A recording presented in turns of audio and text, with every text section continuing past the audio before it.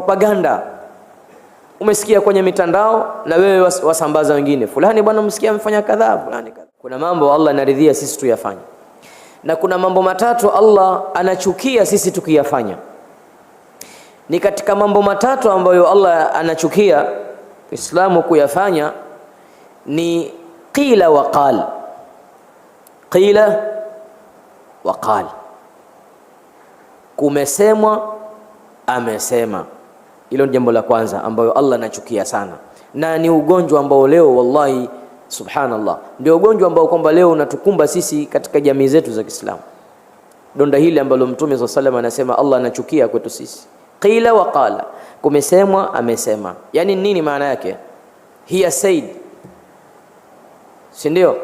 Dokta, si ndio? Naam, hiya said.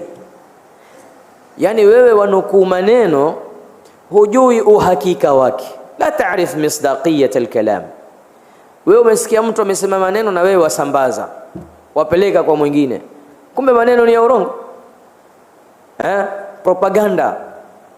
Umesikia kwenye mitandao na wewe wasambaza wengine, fulani bwana msikia mfanya kadhaa, fulani kadhaa, kumbe huyo ule mzungumzia bari, hata hako kamwe kabisa, hayuko, ghafila an dhalik, ameghafilika na hayo mambo.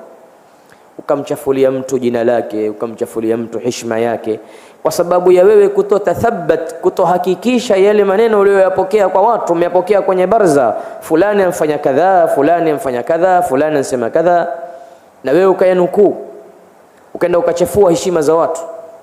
Qila, kumesema. Nani aliyesema? Ukiulizwa hujui, wewe umeyapokea tu maneno. Waqala, nasikia fulani anasema kadhaa, fulani anasema kadhaa, kumbe maneno ya urongo, kwa sababu athari yake ni kubwa sana. Ndio maana Mtume sallallahu alaihi wasallam akatuambia kwamba Allah anachukia ile, kwa sababu haya maneno ya chukuchuku haya ndio mambo yanavunja jamii, yanapelekea mpaka watu kuuana, wal iyadhu billah.